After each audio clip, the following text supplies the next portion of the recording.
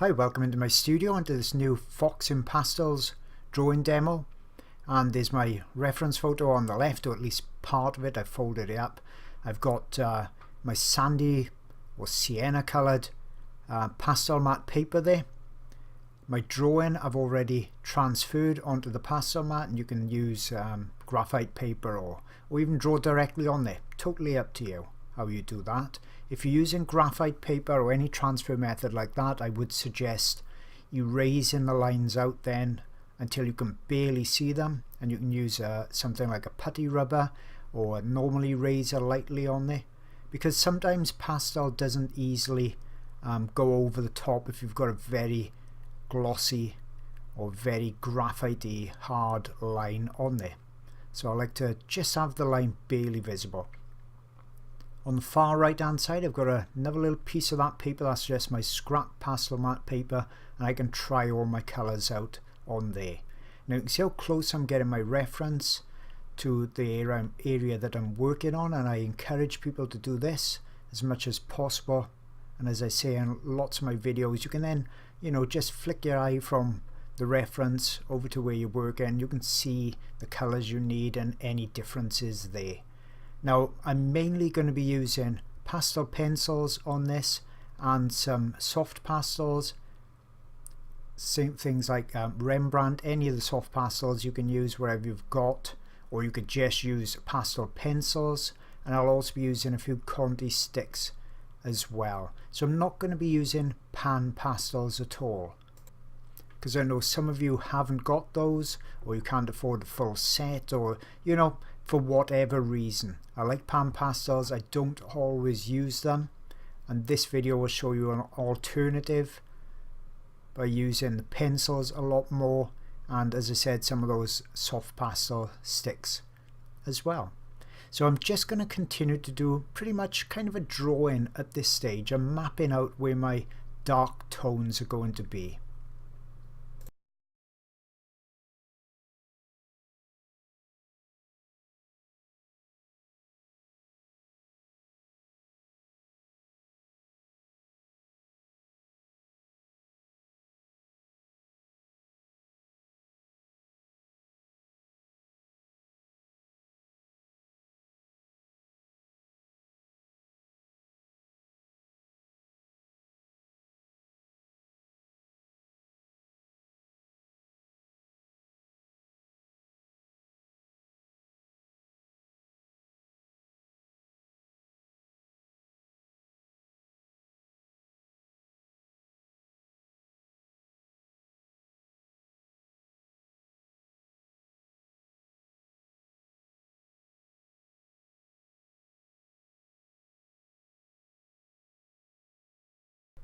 And after I put the darks in, then I'm going to start to do some of the lights.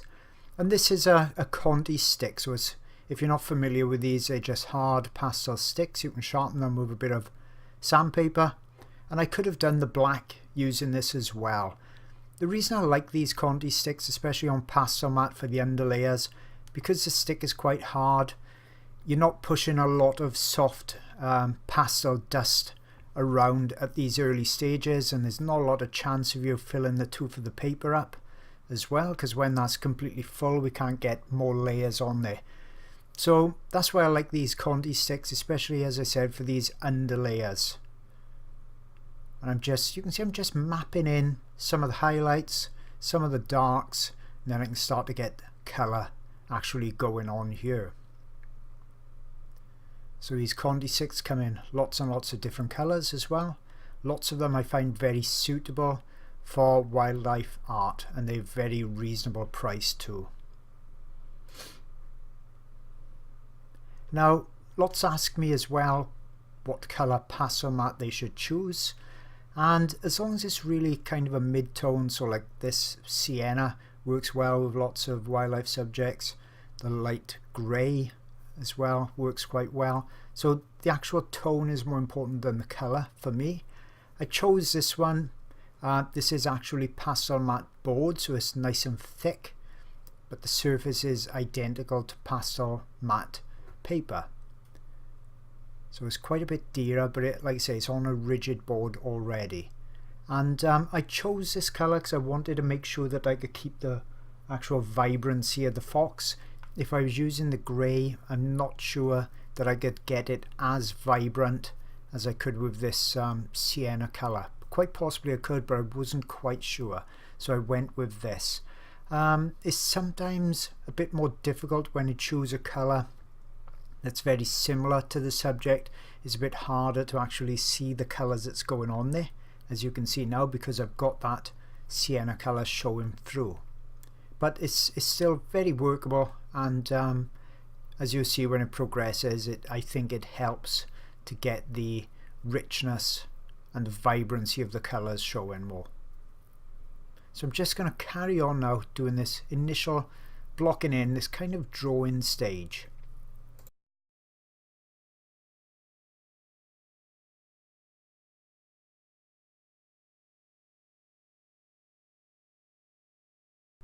So I've zoomed right in now, and if you've seen any of my other pastel videos, you will have seen me using the stumps that I'm using here. This is a Derwent stump, so it's rolled up rice paper. It's quite soft and it's great for blending. If I was trying to blend this with my finger, even though I could push hard on the paper surface, it would never blend as much as using these stumps. And my whole idea now is to blend this out to create that underlayer so that I can put the lighter and darker tones on top of that. So this is more of a middle tone. You can see, looking at that reference by the side, that you know, I'm going quite a bit darker. If you squint your eyes and look across at the reference, you can see in the middle tones this is coming out quite a bit darker, and I want that to happen because with pastels I'm going to work light over dark.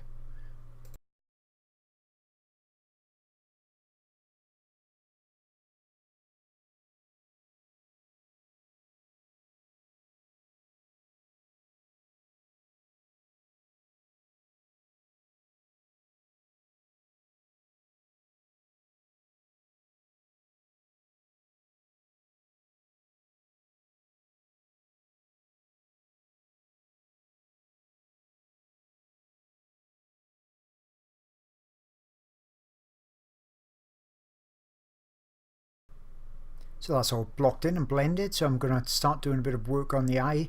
There's not a great deal of detail or anything on the eyes here. I'm using pencils just because I can get that more control over it. There's not many colours or anything. It's really about the highlight in these eyes in particular. So you can see I'm using that blending stump again, little circular motions. That'll give me an even smoother blend, as you can see, and then I can come back in with the darker tones, adjust the colours. The beauty of pastels, as you probably know, is that you can do many layers if you're using a sanded paper like pastel mat, and really play with going darker or going lighter, and play with the colours by laying them on top of each other. Now, I'm not calling out the colours of the pencils. People still ask me about that. As you will see through this video, I'll be using virtually all the pencils and the sticks that I own. So as you can imagine now, if I just stopped and called out another colour and then another colour, another colour, it doesn't work like that. It would interrupt my process, interrupt my concentration, and you would end up, if you're following along with this for practice purposes, you would end up just with a paint by numbers type of exercise. You're never going to learn from that. So all these videos are there to show you the techniques I'm using, to see how I actually achieve what I achieve. I'm not the best in the world at this. I've only been doing pastels for about a year, and but I think it still helps to see how other artists achieve things. There's not that many actually showing pastels and detailed wildlife videos at the moment. So hopefully you can see the techniques I'm using and then apply them to your work. You can see I'm leaving a little area for the highlight. Not 100% necessary. I could get it on top, but if you leave a little area like that, and when you do the highlight it will be even brighter if that's what you want.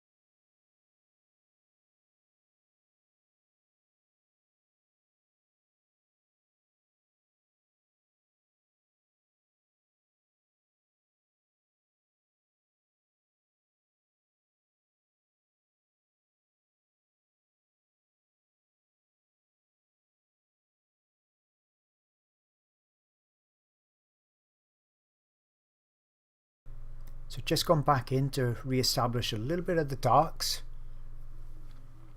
I might make my eyes on this a little bit lighter, I'm not sure yet, but I'll try and copy the reference as much as possible at this stage. Don't have to finish them, remember, I can always come back to them.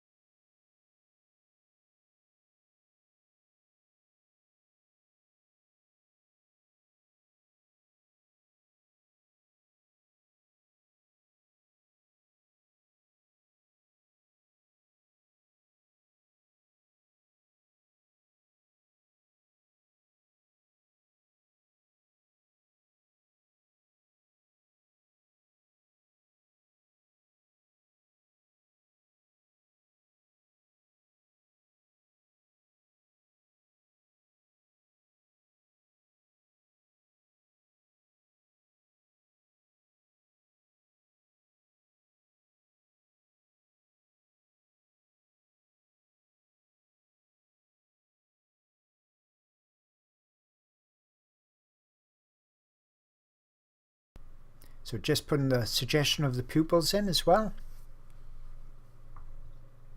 Nothing complicated about these eyes.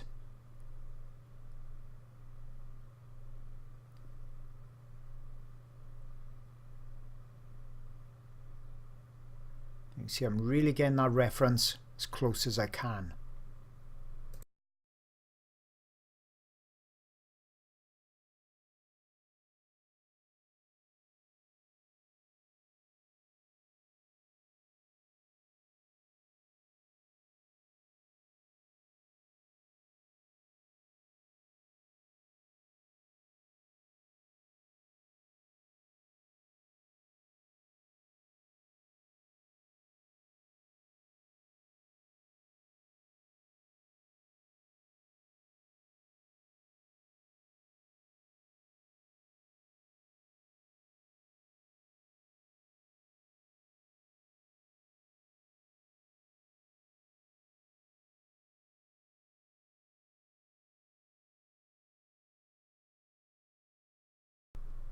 A lot of the highlight on these eyes are a blue, so they obviously reflect in or show in that blue sky that must be above the fox. So I'm accentuating that a little bit more because it looks really realistic usually when you can put a little bit of blue in. You can go a bit darker to start, then go a bit lighter on it, and then I'll pop the white on, and that'll really give a bit of life to the eyes.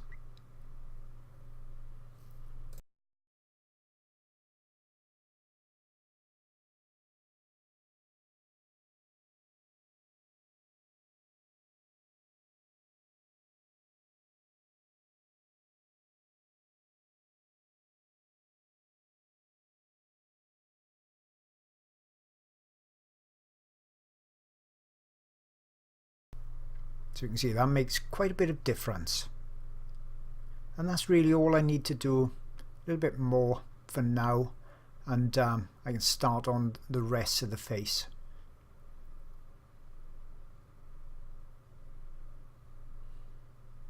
So nothing detailed at this stage, but you can see it's starting to come together, and you've got to start somewhere.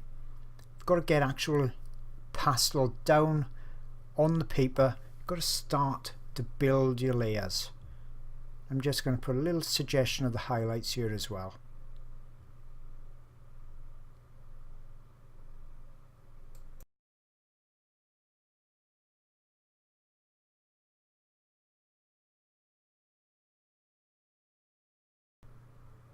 So what I'm going to do now is actually start to detail this a bit more. So rather than do a lot of the underdrawing over the whole paper, I'm going to detail this section and work out from the eyes and the nose area a bit more. So you're going to see me work dark to light, light to dark. You're going to see me going in and out with these pencils, because that's the beauty with pastels. We can work dark to light and also then go light to dark, so we can keep bouncing back and forth. And that makes things a lot more easier for us than standard coloured pencils.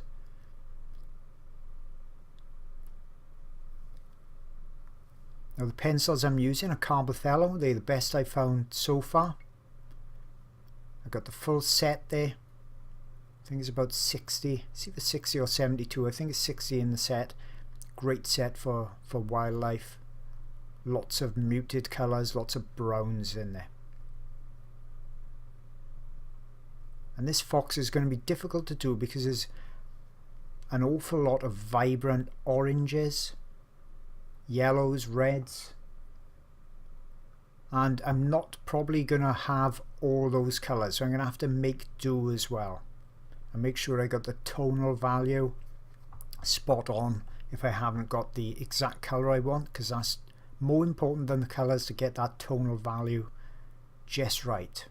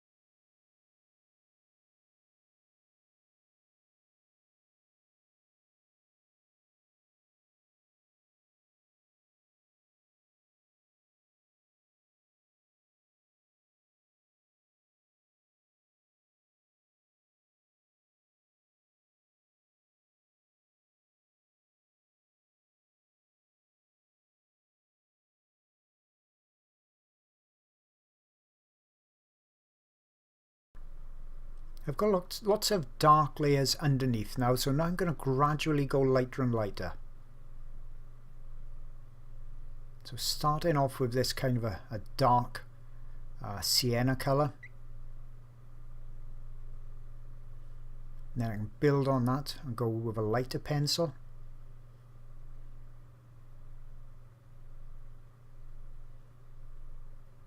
So you can see I'm not going in with my lightest colours straight off.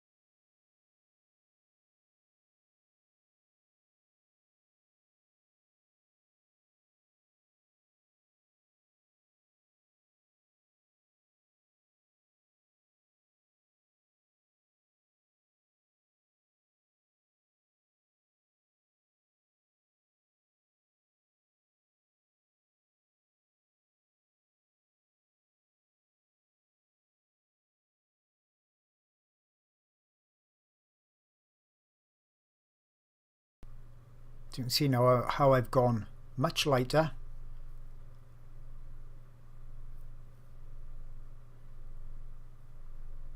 I wanted to actually go with more of a cream colour, but when I was putting on the cream colours in my Carvothello set, they was coming out much too pale and much too white. They didn't have that richness in there, so I've had to go with this more of an ochre colour. But it should all work out in the end. You don't have to have every exact colour, because you're never going to match everything all of the time. We're just going to have to try our best.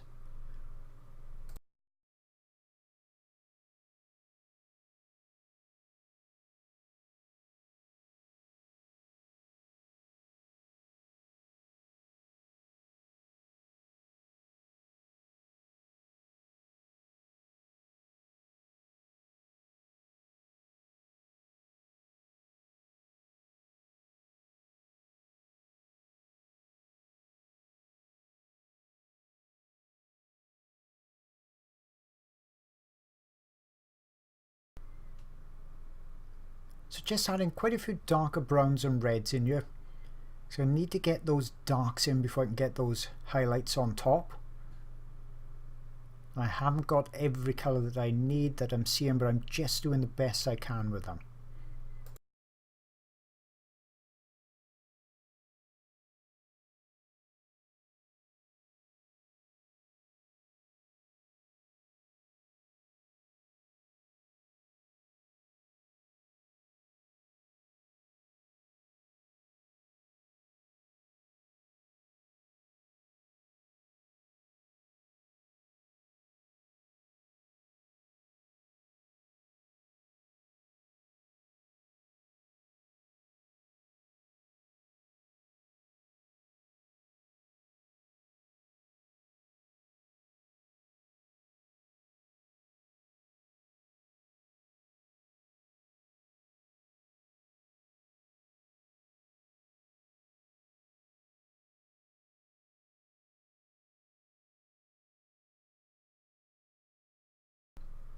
You can see how I did that darker underlayer, just the same as on the left hand side, and now I'm going lighter.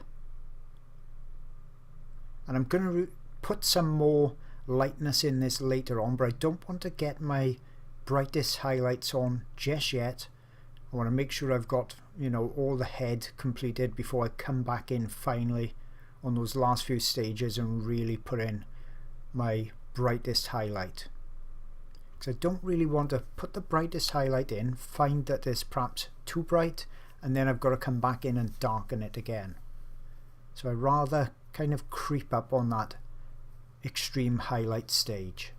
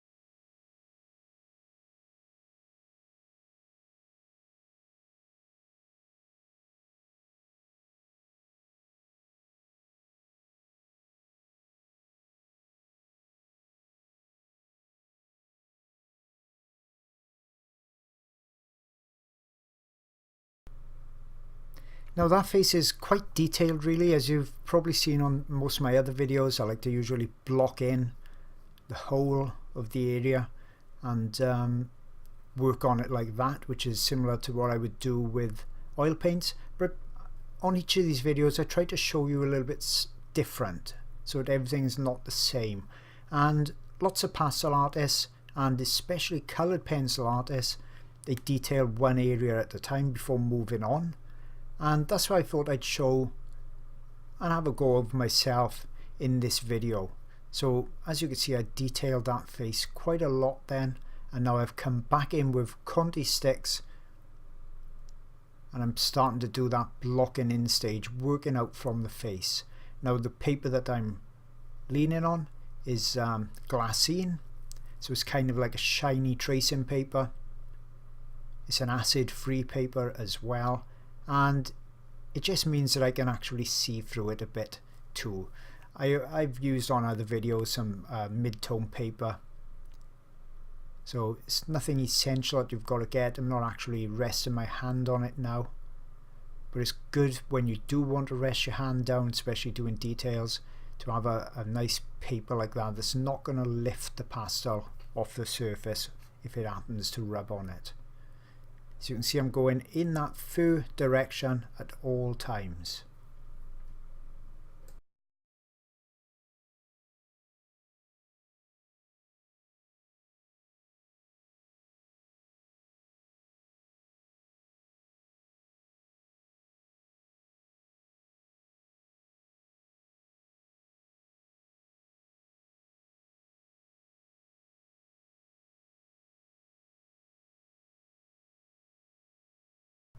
Using that paper stump again to blend out. If you haven't got one of these, it's something I definitely suggest you get. They only cost a couple of pounds, couple of dollars, and last ages, and really make a difference with that blending effect.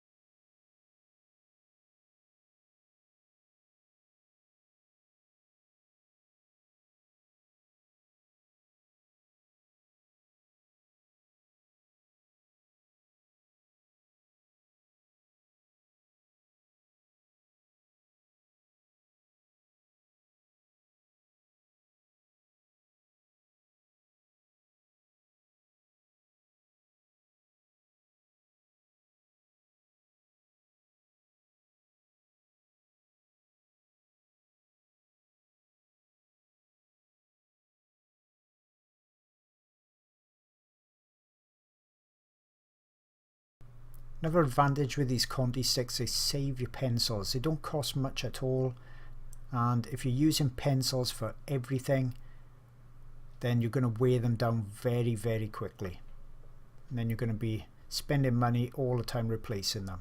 Whereas because I've got these sticks, I haven't bought a new Carbothello pencil in the last year.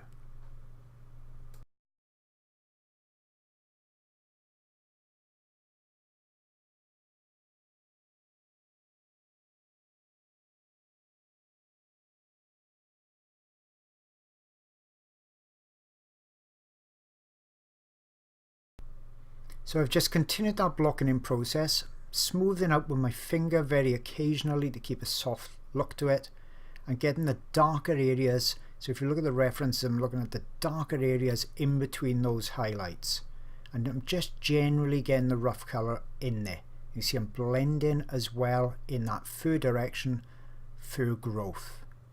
Everything, if you just keep in mind, everything always goes in that fur growth direction, or the way the fur is actually lying down, where you're seeing the position of the highlights. That's the way I'm always going to be blending, always going to be drawing with a pencil, and I do exactly the same with paints. So now it's just a simple case of drawing the highlights on top. You can see I've not gone in with my very brightest highlights again. I'm actually reserving those till the end. I'm just going, you know, a couple of shades darker, at this stage. And I'm almost always pulling the pencil towards me to get the smoothest stroke. You're going to see a lot more of this kind of technique, and you'll see it a bit more easily as I put the lighter layers on top further on in the video.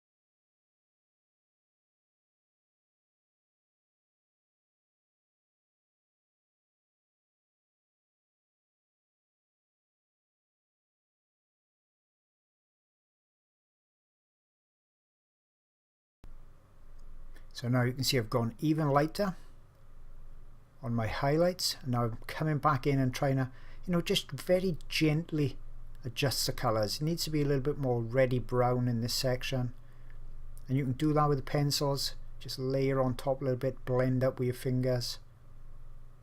Now you can see I'm using more of a cream colour, like a Naples yellow colour.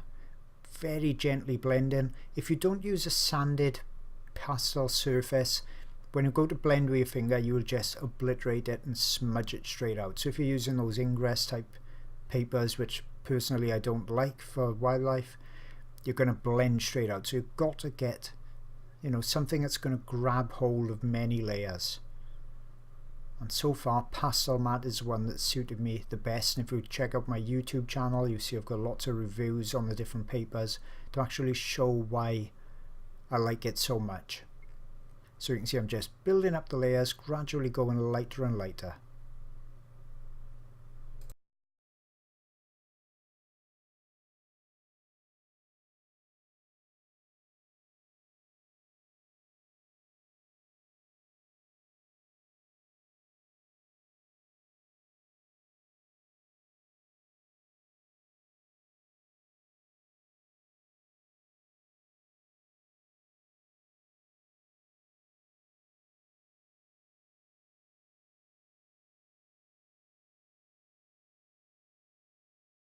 So you can see how I've gone darker, getting the undertones in, enriching it with some reds here and there, getting plenty of colours in, and then and only then do I come in with the highlights, because I need to layer the highlight on top. It's how it looks in the reference photo. The hair is actually sitting on top of these darker layers, so that's what I've actually got to do with my pencils as well. Get the dark ones on first before I can do these highlights.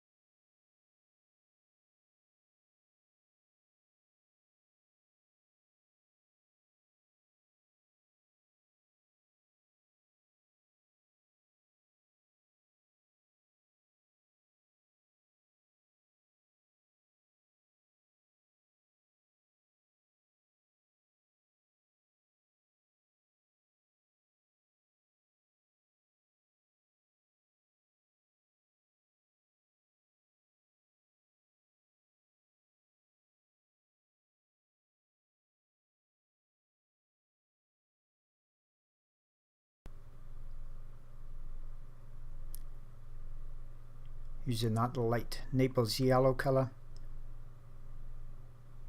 just putting in a few more of these more individual hairs, pulling that pencil towards me, very lightly blending it.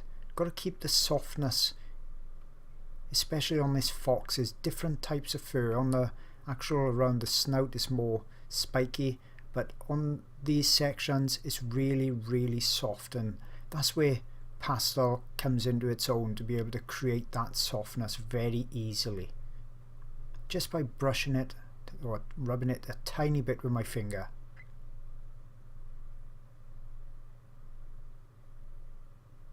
I've just switched to a more vibrant yellow. That's what's going to give me that zing, that look of extreme light and extreme contrast. Lots of those bouncing colours. I don't want to use dull colours in this. I'm actually going to try and make it a bit more colourful than the reference.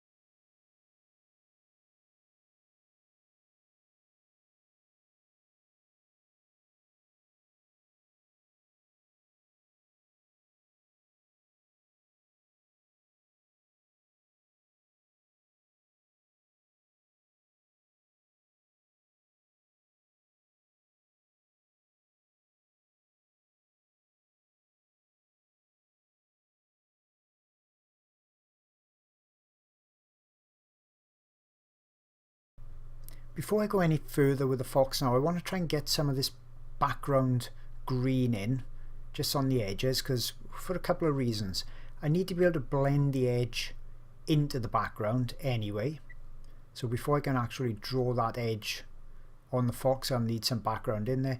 And also I want to get some of this green in, because sometimes when you put the backgrounds in and colours next to your subject, it can make the colours you've selected look that bit different. So if I can get some of this green in, and at the moment I'm just drawing in the kind of positions I want these things to be in. They don't have to be exact for backgrounds, and if I can get these in, I can really assess and judge how the orange is going to work on the fox and how far I can push those colours.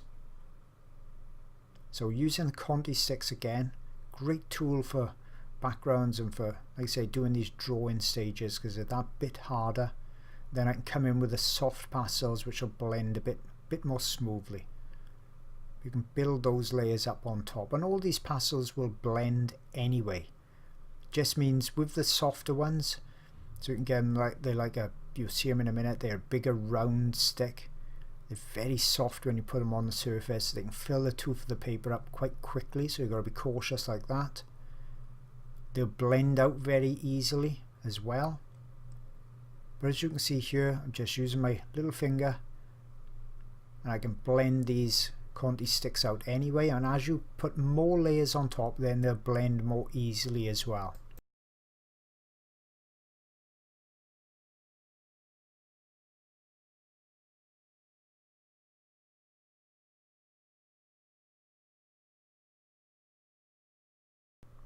So here you can see the dark green stick and the one that I've got in my hand at the moment, they're much softer pastels. They come in all different makes, all different colours. You can see the little stick at the bottom, that's a Conti stick by comparison. So these softer pastels will blend more readily, and they can also give you a little bit more vibrance as well. See those colours, two different makes and almost identical colours, and you'll find that with lots of the makes. You can get the same colours. They'll be called something different, but they'll look pretty much exactly the same. And I'm just going to continue now to start blocking areas in, blending with my fingers and seeing how it goes. If you need to clean your finger in between going from light to dark, which you will, I found something like a an old t-shirt or a chamois leather dry on your lap, and then you can just rub your finger on it, and it doesn't look as if it's clean, but it won't contaminate the other colours once it's been rubbed off like that.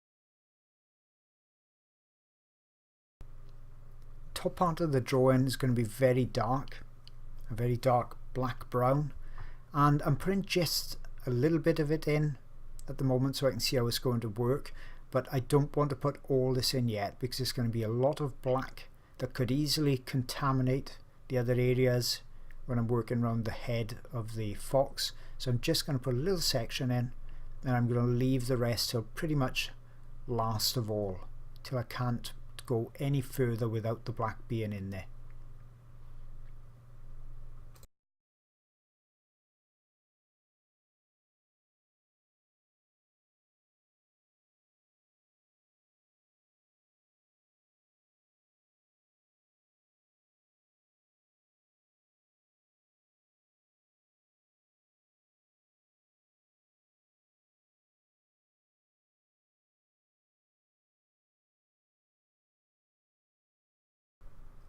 Now I'm just going to lay in the right hand side of the fox's face as we're looking at it, doing exactly the same process, same techniques that I did on the left side.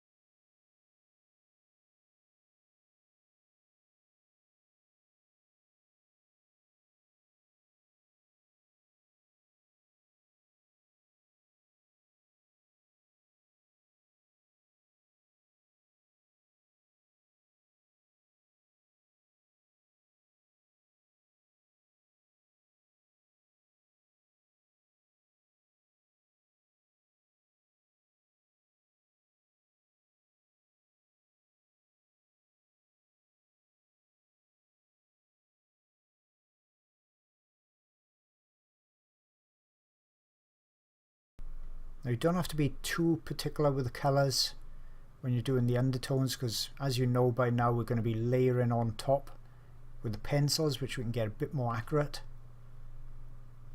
Keeping the edge nice and soft here, because obviously I've got to bring that black down into it, so it doesn't matter if I go too far up with the head section. I can always cut into that then where I'm doing the blacks. I'm just going to start to work down here on this lighter, real vibrant area, so lots of yellows there.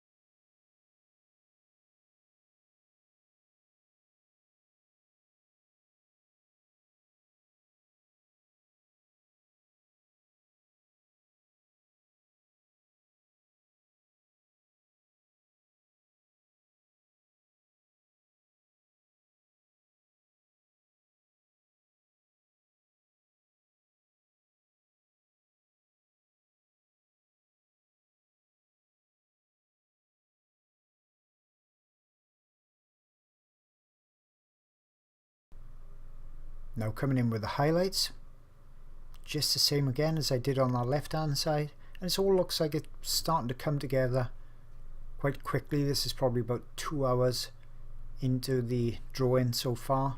Whole drawing took about 9 hours to complete, because I do actually go quite detailed on it. You don't have to go detailed when you're doing your own work.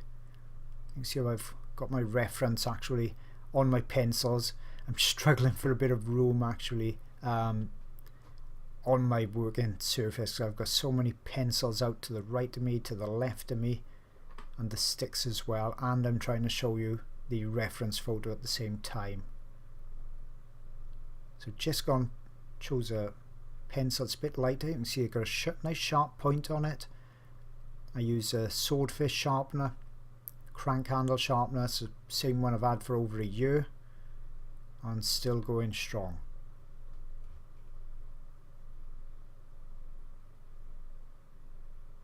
So you can see I'm just lightening areas, keeping it soft as well.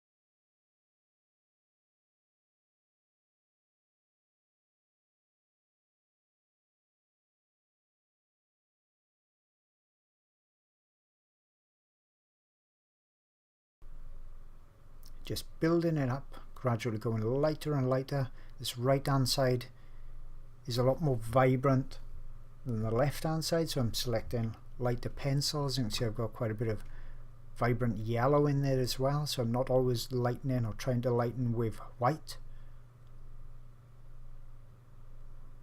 When you've got colours like this, and this is very similar to the cheetah I did about a year ago, there's lots of colour work in there. You really got to try and study.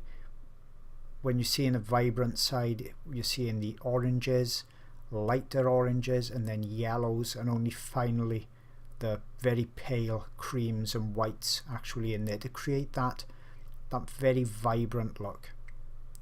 So now I've got a sienna colour, just building up gradually, slowly to these highlights.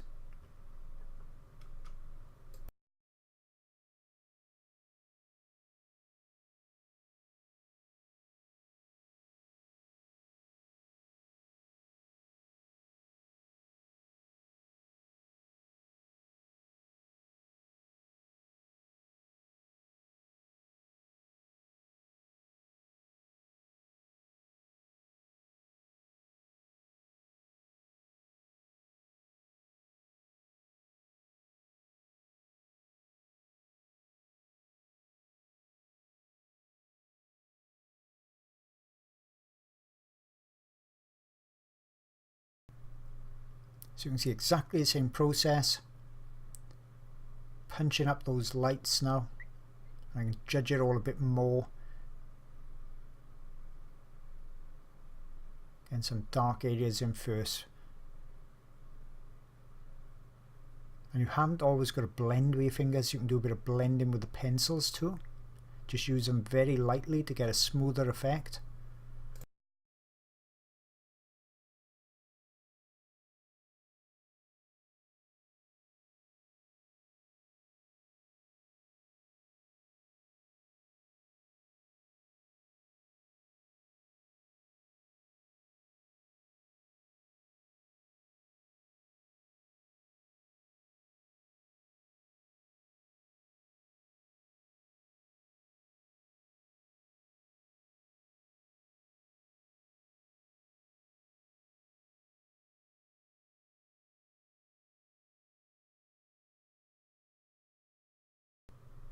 So just using my pencil on the side to glaze some colour in there.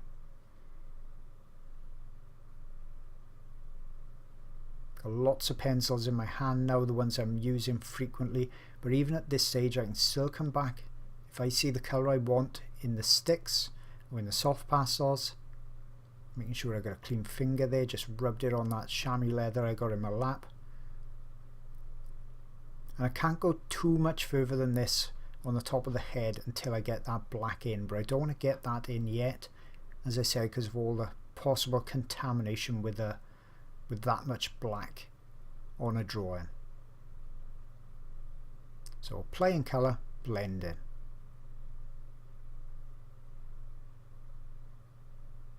Then I can start thinking about putting some details on top.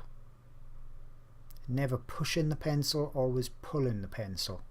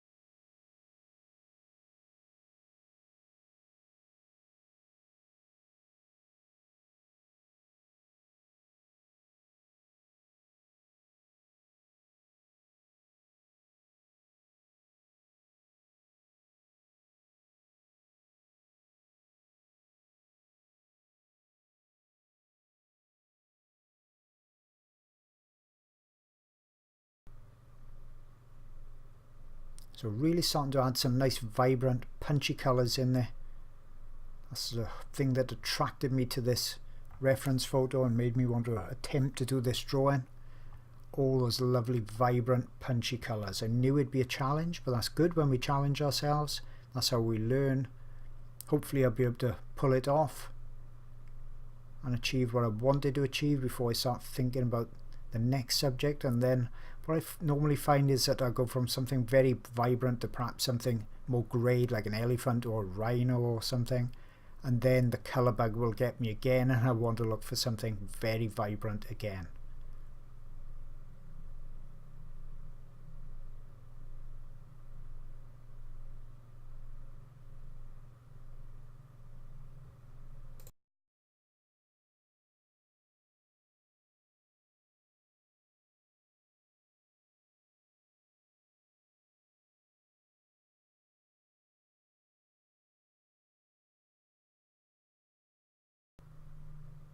Just darkening a section here as I bring video 1 to an end, and hope you've enjoyed it so far. We'll carry on the blocking in and detailing stages on the next video.